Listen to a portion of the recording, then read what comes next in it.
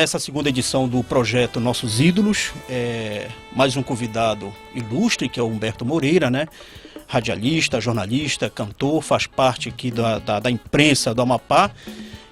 Obrigado por ter vindo, Humberto, prazer imenso. Você vai enriquecer, na verdade, as informações daqui do projeto Nossos Ídolos, tá?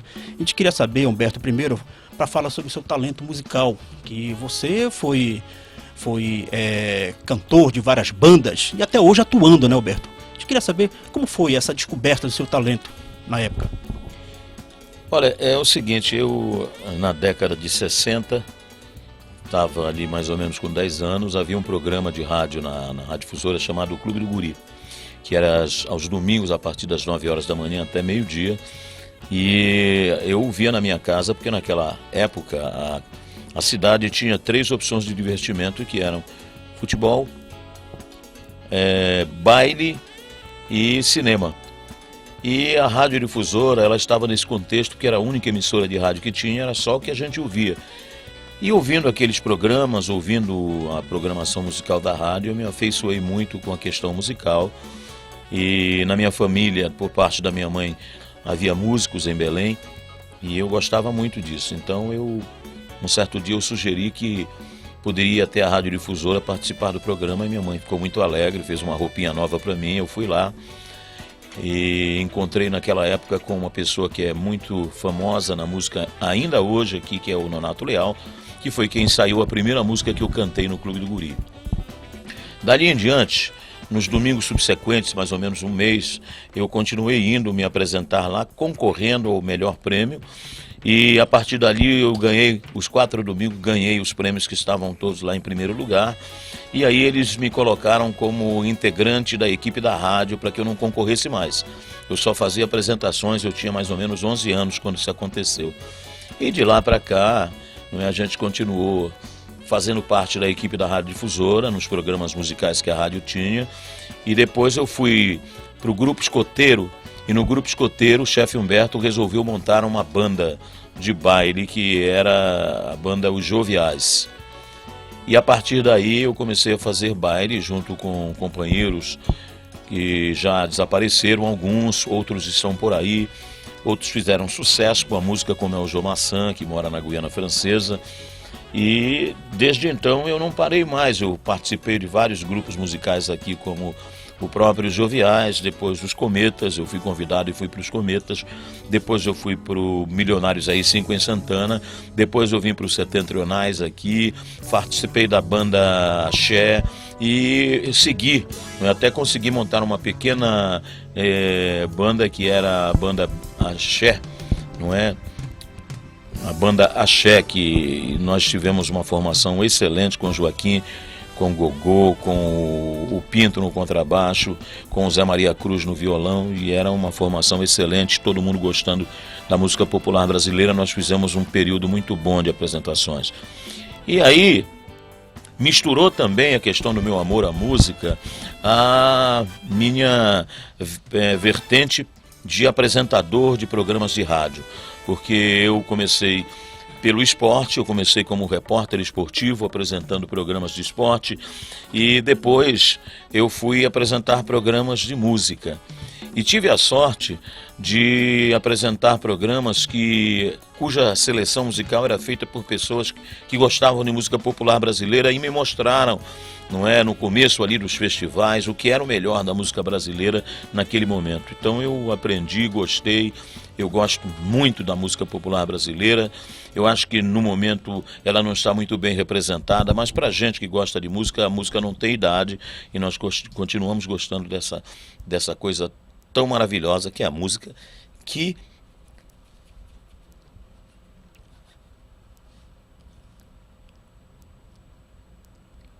eu diria que a música, ela é o bálsamo da alma.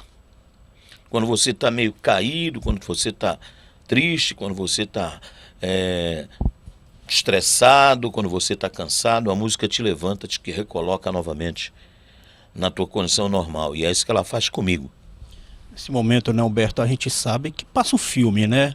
A questão da música, A gente escolhe ela como a nossa trilha sonora, o trabalho que você desenvolve também, escrevendo, cantando, compondo e ouvindo, né? E por que não interpretando? Então isso aí realmente faz parte da nossa trilha sonora e vem essa emoção, né, Humberto? Com certeza, porque a gente tem muita coisa que aconteceu ao longo desse tempo no meio musical, não é? Tenho amigos que eu fiz no meio musical que são assim como irmãos meus, sabe? A gente nunca deixou de se gostar, de ser amigo, e eu gosto demais deles. Sinto saudade, tem pessoas que ficam distantes da gente, a gente sente saudade daqueles momentos bons que a gente passou juntos, porque é como uma família. Você todo dia está convivendo com a sua mulher, com seu filho, com seus amigos ali, e essas pessoas se afastam de repente e deixam um vazio na gente, né?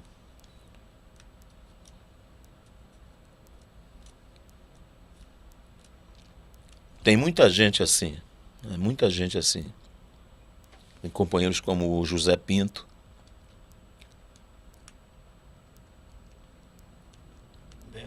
Tem gente que já foi embora como Gato.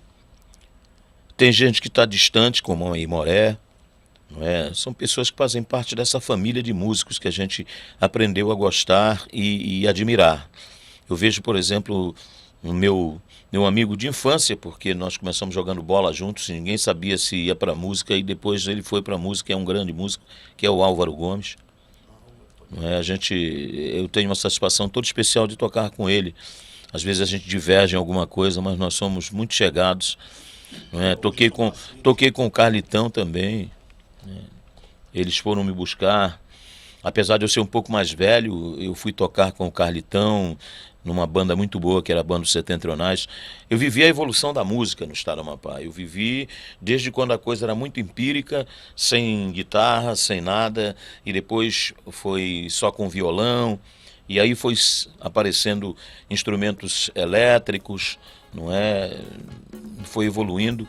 É naquela época que a gente cantava no rumo das coisas, você ficar no palco e a caixa estava lá longe, você não estava ouvindo absolutamente nada do que estava acontecendo. Você jogava aqui pela intuição, não é? Hoje tem muita gente que só canta se tiver um ponto ou então um retorno na frente. Naquela época não, a gente cantava um tanto quanto pelo rumo e as pessoas adoravam, e a gente fazia isso muito bem, sem problema nenhum. Aí a coisa vai evoluindo e a gente vai aprendendo técnicas novas, vai vendo que a parte da eletrônica, não é, fez crescer a música de uma forma que hoje a gente pode tocar e cantar assim com mais facilidade. Mas o talento que ficou lá atrás é muito importante também, porque naquela época não tinha todo esse aparato que tem hoje e a gente conseguia fazer e bem. Pois é, uma curiosidade, Humberto, uma vez nós conversamos com o Álvaro, né? Aqui no projeto Nossos Ídolos, ele falava da questão do ensaio, né? Como era feito, né? Eu perguntei, Álvaro, como era que vocês cantavam músicas internacionais, né? Trilha sonora de novela, essas músicas que de repente entravam na moda, como era que era o ensaio? Como era que vocês iam tocar? Aí ele me falou, né? Como era, você pode descrever um pouquinho mais, que eu te ouvia, pô, bora ver. Aí era difícil pegar a letra, né? Não, a letra até que não era muito difícil. O problema é que naquela época, para transportar uma música do tom original para o tom da voz da gente, que a gente cantava, era um tanto quanto complicado para os músicos que acompanhavam, não é? Às vezes as pessoas pensam que o músico, ele tem a obrigação de saber todas as músicas. Por exemplo, o sujeito chega, a gente está cantando num barzinho, ele diz, toca tal música, a música que ele bem entende na cabeça dele. Ele pensa que o músico que está com violão é obrigado a saber aquilo, que é uma facilidade. Não é isso. De repente é um recém-lançamento, né? Não é bem isso, não é bem um lançamento. O músico tem que saber a música, tem que conhecer as notas do acompanhamento, senão ele vai ter dificuldades para tocar. Então, na época, a gente pegava a letra da música, passava para os músicos, o disco ia de mão em mão para que o músico pudesse aprender como é que era o acompanhamento, não é? Hoje a gente pode pegar até a música e, conhecendo a melodia, você faz um arranjo diferente. Até é aconselhável que se faça isso para que não haja aquela cópia que a gente fazia questão de fazer igualzinho como estava no disco, não é? Quanto mais parecido com o que tocava o disco, melhor. Hoje, se você consegue fazer um arranjo em cima da música, talvez seja melhor do que... Às vezes o arranjo fica mais audível do que você pegar do jeito que está no disco, não é? A banda Setentrionais foi uma banda de nome, né? E você teve uma participação muito grande nessa banda, teve uma passagem boa lá. E o que você se recorda dessa banda, né? Como foi a sua participação no segundo compacto duplo, né? Do grupo Setentrionais? Olha, tem umas coisas interessantes. Como eu estava dizendo, a parte da tecnologia, ela é muito importante hoje e a gente não tinha o conhecimento. Por exemplo, eu não sei se foi acho que foi no primeiro compacto gravado pelos Setentrionais, e eu não fazia parte da formação da banda ainda, que o proprietário, ele levou daqui todo o aparato que era utilizado nos bailes, por exemplo, as caixas, levou todo aquele negócio que você tinha, que usava nos bailes, ele levou para a gravação. E não era preciso, só precisava levar os instrumentos. Chegava lá, plugava lá e tocava e gravava. Não, ele levou caixa, ele levou aquela parafernália toda lá para Belém. Quando chegou o caminhão na porta da gravadora, o cara disse: mas para que isso aí? Isso é para gravação. Eu disse: mas não precisa. Como foi essa chegada lá? Não, essa foi na primeira formação. Agora, na segunda vez, nós já fomos assim, eu já fazia parte da banda, já fomos mais maceteados, não é? E gravamos lá em Belém. Eu acho que o Setentrionais foi o segundo trabalho realizado aqui em Macapá, porque o primeiro foi o Hernani Vitor com o grupo dele, não é? O primeiro disco, não é? O Bolachão, foi gravação dele. Aí depois veio o Setentrionais com o primeiro compacto, e depois o segundo compacto que nós gravamos. Nós participávamos da banda numa época que tinha uma formação muito boa, com a Socorro Santos, o Gogô, o Pinto e o Álvaro, o próprio Carlitão também, que era o outro crooner e líder também dos Setentrionais na época. Então foi um momento muito especial. Eu digo sempre, Guara, que Deus me colocou nos lugares assim que as coisas iam acontecer, sabe? Na parte musical, por exemplo, eu estive nas primeiras gravações em disco aqui no estado do Amapá, na época Território, com os Setentrionais. Quando a televisão entrou no ar pela primeira vez, eu estava na equipe, você sabe disso, que nós trabalhamos juntos. A primeira equipe da televisão, Deus me colocou lá, eu estava lá, naquele momento, participando da equipe e com a imagem na televisão. As primeiras transmissões internacionais de uma emissora de rádio num jogo de futebol, eu que fiz. Eu tive o privilégio de andar na América do Sul toda transmitindo futebol. Atravessei o mundo, fui ao Japão para fazer jogo de futebol também, não é? E não é uma questão da gente ficar alardeando isso, eu não falo, é só porque nós estamos fazendo aqui um documento. E eu tive o privilégio, não é, de estar sempre onde as coisas aconteciam. Eu estava lá. De repente, sempre que ocorria alguma coisa nova, alguma coisa que estava chegando, eu tinha o privilégio, parece que Deus me colocava sempre lá. E não foi só coisas assim prazerosas, não é? Às vezes, coisas que eu não gostaria de ter feito. Eu estava lá. Não é? A maior reportagem que foi feita aqui da tragédia do Novo Amapá, quem fez foi eu, para a Rádio Nacional. Era a única pessoa que estava transmitindo, inclusive de lá, através de um equipamento chamado SSB, de dentro do empurrador que trouxe os corpos de lá. Eu estava lá nessa equipe também, não é?